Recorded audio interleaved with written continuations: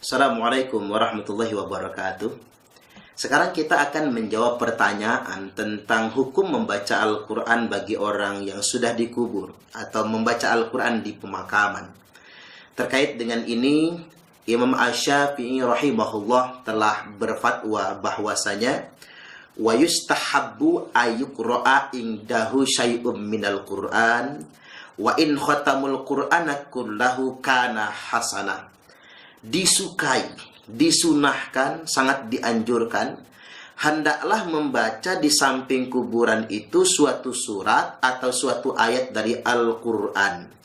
Wa in khatamul Qur'ana kullahu, dan apabila dikhatamkan Al-Quran semuanya, artinya Al-Quran dibaca 30 juz, kana hasana, ini lebih baik lagi.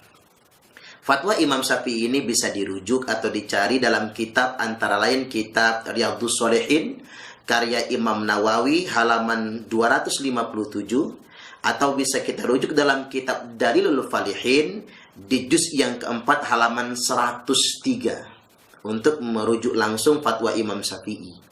Beliau menganggap ini adalah perkara yang sunnah, dan jumhur ulama juga berpendapat bahwasanya disunahkan membaca Al-Quran di pemakaman.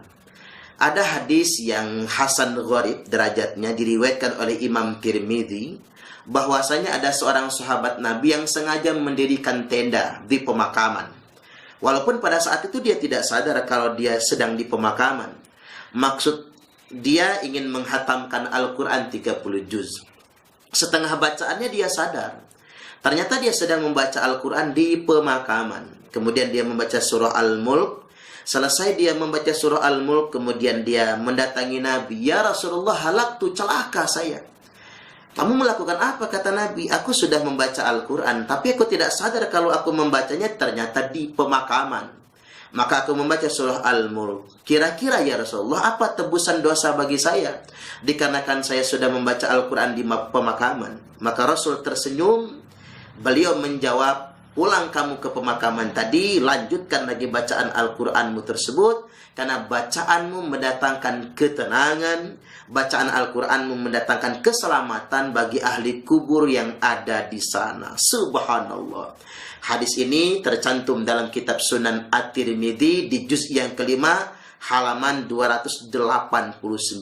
Imam Tirmidzi berkata, hadis ini dengan isnad yang gharib, dengan derajat yang hasan atau hasan gharib. Hadisnya hasan, bisa dijadikan dalil, dan hadis ini gharib, memang tanpa asing karena tidak tersebar dalam kitab-kitab yang lainnya.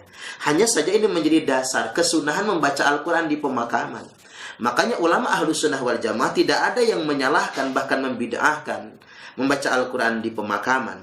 Adapun saya pernah bertanya kepada saudara-saudara kita yang membid'ahkan membaca Al-Quran di kubur, adakah mereka dalil nas yang bisa melarangnya? Dikarenakan kita punya dalil yang menganjurkannya. Mereka membacakan hadis Sahih Bukhari yang menyebutkan bahwasanya Nabi SAW telah bersabda, la taj'alu qabri 'idan wa masjidan. Jangan jadikan kuburku, kata Nabi, 'idan, tempat perayaan, wa masjidan, dan tempat sholat. Nah, saudaraku sekalian, hadis ini bukan larangan membaca Al-Quran di makam. Hadis ini larangan menjadikan pemakaman tempat perayaan atau berpesta di pemakaman. Misalnya kita mengadakan pesta orjenan di makam, bisa disumpahi oleh segenap ahli kubur kita semua. Atau menjadikan kuburan sebagai makam. Misalnya bapak-bapak pas adzan zuhur bukannya ke masjid, malah bawa sajadah ke kuburan. Ketiban kita tanya, mau kemana Pak? Sholatnya di atas kuburan. Itu yang tidak diperbolehkan.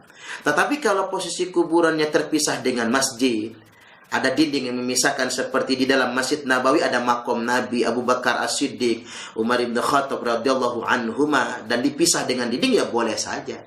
Atau kuburnya di samping masjid, atau di depan masjid, atau di belakang masjid, itu semua diperbolehkan. Jadi sekali lagi, tidak ada satupun nas dari Rasulullah yang melarang membaca Al-Quran di makam. Sebaliknya ada hadis hasan yang menyebutkan kesunahan membaca Al-Quran di makam, dan membacakan Al-Quran tersebut mendatangkan manfaat bagi ahli kubur di sana. Dan jumhur ulama berpendapat ada manfaatnya menghatamkan Al-Quran di pemakaman. Wallahu a'lam bishawab. Assalamualaikum warahmatullahi wabarakatuh.